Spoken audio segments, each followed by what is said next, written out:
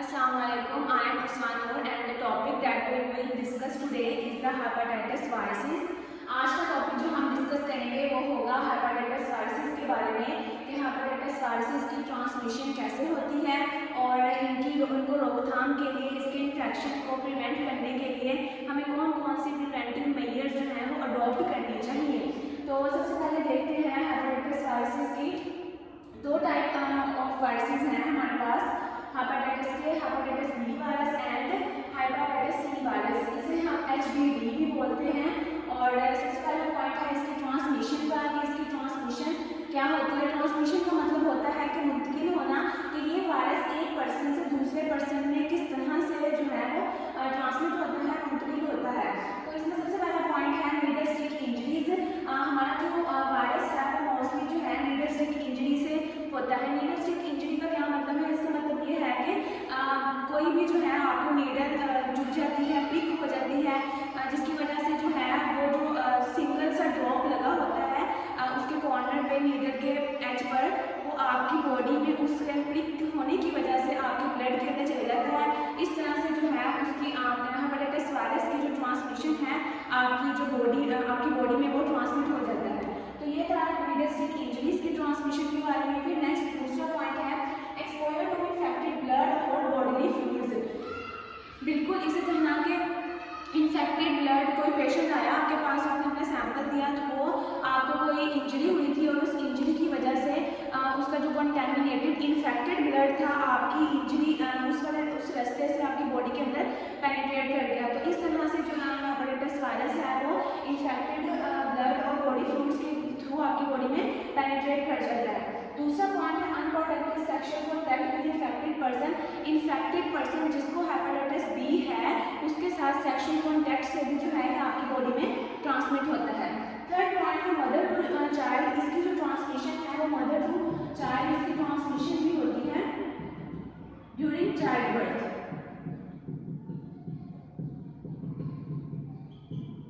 Child birth के phase में ये मदर से फीटस बच्चे में ये ट्रांसमिट होता है। और इस तरह से जिस प्रेग्नेंट वुमेन को या प्रेग्नेंट लेडी को जो है हेपेटाइटिस बी वायरस होता है, मोस्टली चांसेस होते हैं कि उसका जो न्यू बॉर्न चाइल्ड है उसको भी हो सकते हैं। फिर इसका सेकंड जो मेथड है वो है प्रिवेंशन मेथड, कि हमें कौन से इक़दाम करने चाहिए कि हमारा जो वायरस है वो प्रिवेंट उसकी रोकथाम हो सके। इसका सबसे पहला पॉइंट है वैक्सीनेशन में क्या है, हमें हेपेटाइटिस बी के अगेंस्ट जो है हेपेटाइटिस बी के अगेंस्ट हमें जो है वैक्सीनेशन प्रोग्राम करने चाहिए। सेकंड पॉइंट है यूनिवर्सल प्रिकॉशंस। यूनिवर्सल प्रिकॉशंस का क्या मतलब है? इसका मतलब ये है कि थ्रू आउट जो है हमें प्रिकॉशंस दे दी गई हैं कि आपने ये इक़दाम करने हैं और इन इक़दाम को करके आप इस बीमारी पर काबू पा सकते हैं। उसका ये है कि आपने आपके जो ब्लड और बॉडी के फ्लूइड्स हैं, ब्लड और बॉडी के फ्लूइड्स हैं, इन्फेक्टेड ब्लड और बॉडी के फ्लूइड्स से एक्सपोज आपने कम से कम होना। मिसाल के तौर पर एक कोई पेशेंट आता है आपके पास हॉस्पिटल में, तो उसकी जो है बेडशीट पर जो है वो इन्फेक्टेड ब्लड लगा हुआ है और उसी पर जो है दूसरा पेशेंट आकर लेट गया। इस तरह से क्या होता है कि वो इन्फेक्टेड ब्लड जो है वो दूसरे को लग जाता है और बीमारी उसे भी हो जाती है। तो मोस्टली आपने इन चीज़ों का जो है वो ध्यान रखना है कि इन्फेक्टेड ब्लड या किसी भी तरह के इन्फेक्टेड बॉडी के फ्लूइड से जो है वो ट्रांसमिशन ना हो। Post exposure prophylaxis. Post exposure का क्या मतलब है? एक टर्म होती है प्री और एक टर्म होती है पोस्ट। प्री का मतलब होता है पहले और पोस्ट का मतलब होता है बाद में। प्री का मतलब होता है कि आपको इन्फेक्शन होने से पहले या कोई से इस तरह की इक़दाम करने हैं कि आप बचाव कर सकें। और पोस्ट का मतलब है कि आपको एक दफ़ा इन्फेक्शन हो गया, अब आपको आपकी रिपोर्ट आई, आपको पता लग चुका है कि इन्फेक्शन हो गया है, तो आपने फौरी तौर पर वक्त उसके लिए कौन से इक़दाम करने हैं। तो वो ये इस टर्म का मतलब यही है पोस्ट एक्सपोजर प्रोफिलैक्सिस, कि आपको एक दफ़ा इन्फेक्शन का पता लग चुका है, अब आपने कौन से इक़दाम करने हैं। तो पोस्ट एक्सपोजर प्रोफिलैक्सिस ये 3 प्रिवेंशन मेथड हैं जिनकी बेस पर जो है आप ट्रांसमिशन को रोक सकते हैं। सेम दूसरा जो वायरस है HCV, हेपेटाइटिस सी वायरस इसे बोलते हैं।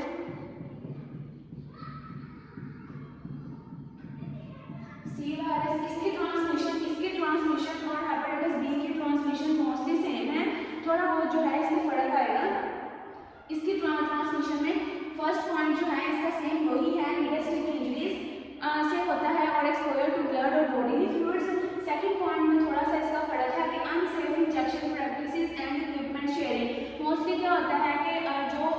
ऑपरेशन थिएटर में या सर्जिकल इंस्ट्रूमेंट जो हैं वो शेयर होते हैं, उनकी जो है उनको अच्छे तरीके से वार्म वाटर में उसकी वॉशिंग की जाती है, उसको स्टरलाइज किया जाता है।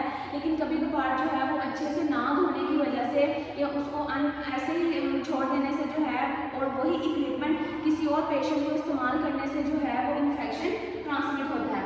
इसीलिए यहाँ पे लिखा है इक्विपमेंट शेयरिंग के जब भी आपने जो है इक्विपमेंट शेयरिंग करनी है या इंस्ट्रूमेंट्स जो यूज़ करने हैं उस चीज़ का ध्यान रखना है कि वो स्टरलाइज हो और साफ सुथरे हों। दूसरा है, थर्ड वाला पॉइंट है रेयरली सेक्सुअल ट्रांसमिशन से। HCV की जो ट्रांसमिशन है वो रेयरली है, तो बहुत कम जो है वो सेक्सुअल ट्रांसमिशन से होती है। अदरवाइज पहले जो है न्यूरोस्टिक इंजरीज और एक्सपोजर टू ब्लड और बॉडीली फ्लूइड्स, इन्हीं से जो है मोस्टली इसकी ट्रांसमिशन होती है। फिर इसका सेकंड पॉइंट है प्रिवेंशन मेथड के। इसके प्रिवेंशन मेथड में कौन कौन सी चीज़ें हैं जो आप करके हेपेटाइटिस सी के ट्रांसमिशन को रोक सकते हो। इसमें है स्टैंडर्ड प्रिकॉशंस। स्टैंडर्ड प्रिकॉशन में है प्रिवेंट एक्सपोजर। प्रिवेंट एक्सपोजर का मतलब ये है कि आपने बचना है उस चीज़ से कि जो चीज़ आपको इस इन्फेक्शन के करीब ले जाने का जो है वो सबब बनती है।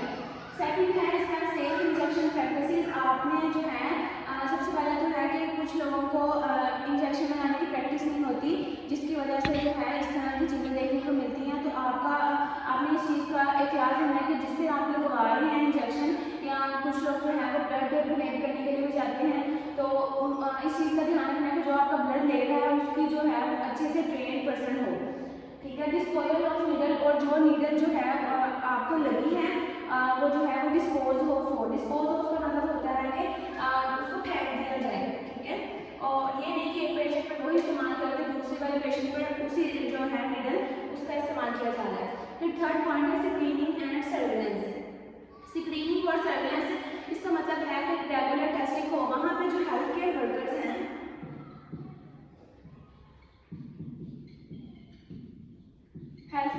वहाँ पर जो स्टाफ है जो डील कर रहे हैं इन सब चीज़ों के साथ, ब्लड बैंक में है वो, इसके अलावा वो ब्लड टेस्टिंग वगैरह कर रहे हैं, तो जो हेल्थ केयर वर्कर्स हैं उनकी रेगुलर बेसिस पर वीक में आफ्टर 15 डेज या 1 मंथ के बाद उनकी टेस्टिंग की जाए कि उनको तो इन्फेक्शन नहीं हुआ। ठीक है। तो ये हेपेटाइटिस बी और सी वायरसेस की ट्रांसमिशन और प्रिवेंशन मेथड थे मोस्टली सेम है, थोड़ा बहुत जो है इसमें फर्क आ रहा है।